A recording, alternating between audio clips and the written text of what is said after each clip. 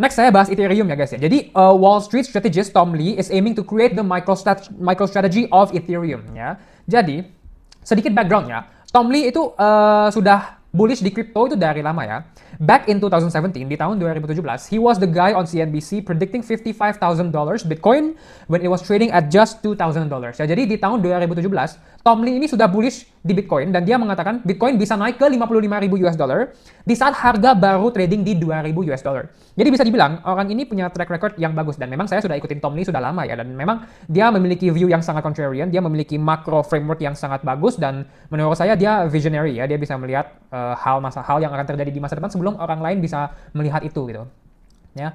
Sekarang Tom Lee is launching an ETH treasury ya with 250 million US dollars worth of ETH buys. Jadi Michael Saylor ya, dia beli Bitcoin untuk ditaruh di perusahaannya. Sekarang Tom Lee mau melakukan hal yang sama seperti Michael Saylor, tapi bedanya Michael Saylor beli Bitcoin, Tom Lee beli Ethereum ya.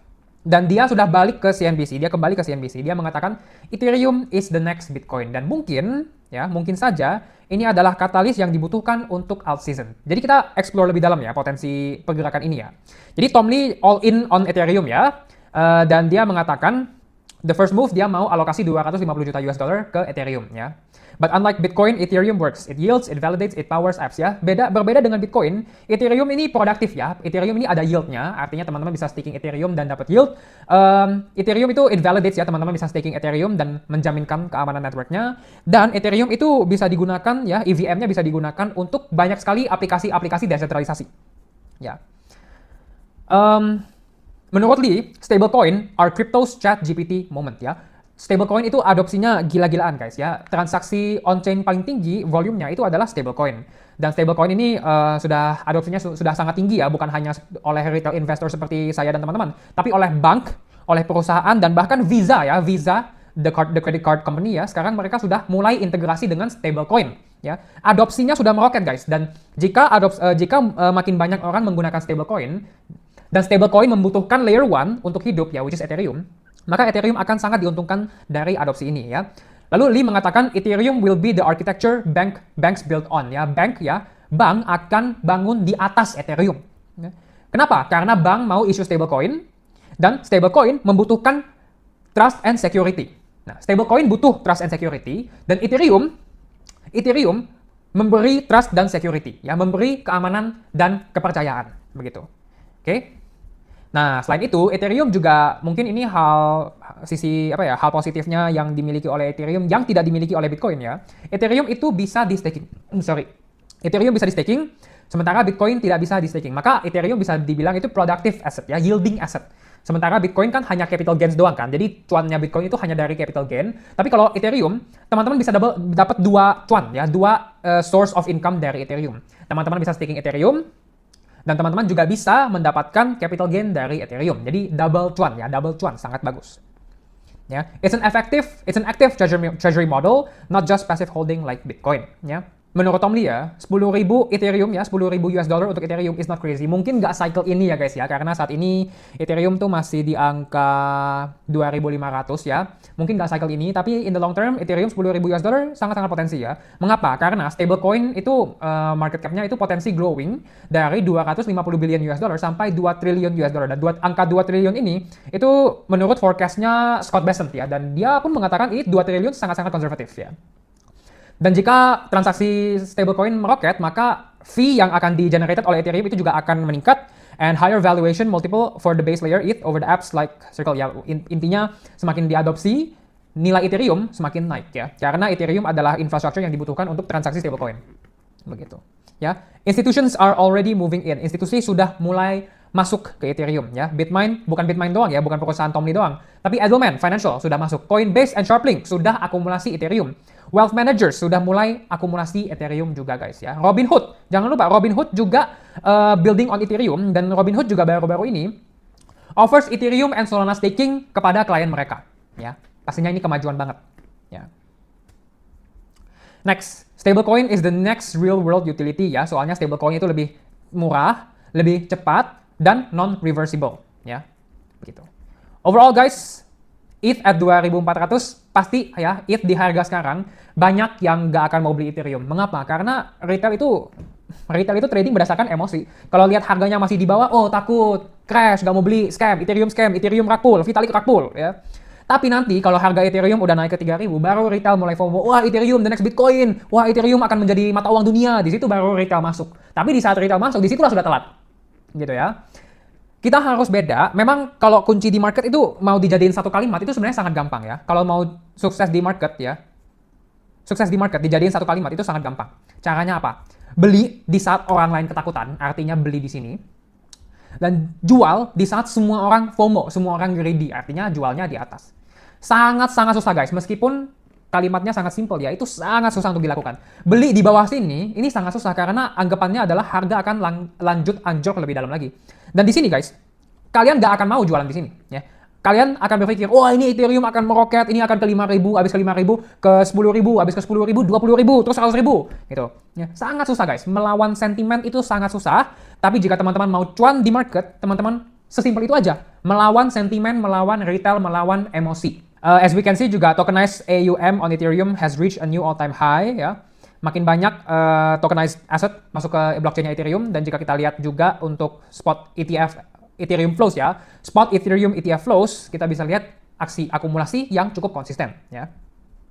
Meskipun di sini ada hari merah, di sini ada hari merah lagi, di sini merah lagi, tapi ini sangat kecil dibandingkan inflow-nya ya. Inflow 148, 40, 77, 60, 100 ya. Outflow-nya sangat kecil, inflow-nya sangat masif. Gitu. Jadi Ethereum maybe ya, menurut saya Ethereum next bisa melakukan breakout ya guys ya. Menurut saya skenario Ethereum seperti ini adalah Bitcoin di tahun 2024 ya. Teman-teman bisa lihat false breakout ke atas, false breakout ke bawah, terbang. Ethereum false breakout ke atas, false breakout ke bawah. Menurut saya Ethereum potensi terbang ini ya, potensi terbang. Menurut saya Ethereum sangat-sangat potensi untuk breakout ke atas level resistance di 2.900 ya. Dan maybe short term targetnya kita bisa naik ke mungkin ke 3.200 ya guys ya. Menurut saya 3.200 untuk menguji level sini ya. Level resistance, support menjadi resistance ya. Menurut saya kita bisa naik ke level sini gitu. Overall Ethereum bullish lah.